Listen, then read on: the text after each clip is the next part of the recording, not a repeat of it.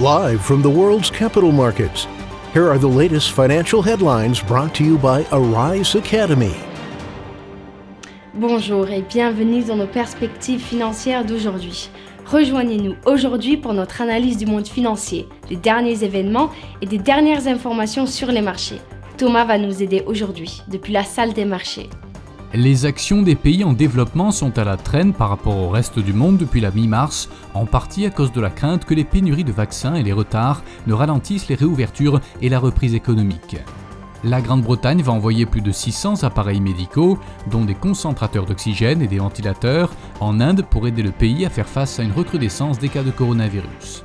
Le dollar américain s'est affaibli pour la troisième semaine consécutive, chutant de 0,86% par rapport à ses principaux homologues. La paire euro-dollar a évolué latéralement au cours de la dernière session, le MACD donne un signal positif.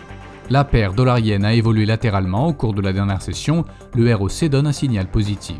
La dernière session a vu le Bitcoin baisser de 0,8% par rapport au dollar. Selon le stochastique RSI, nous sommes dans un marché survendu.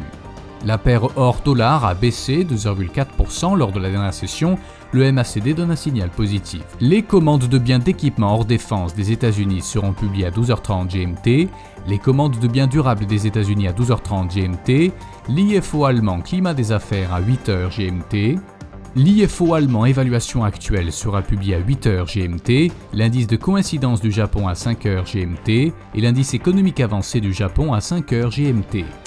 Nous espérons que vous avez apprécié nos perspectives du marché d'aujourd'hui. De la part de toute l'équipe, nous vous souhaitons une journée de trading productive. N'oubliez pas de nous rejoindre la prochaine fois pour toutes nos analyses des derniers événements et nouvelles sur les marchés financiers.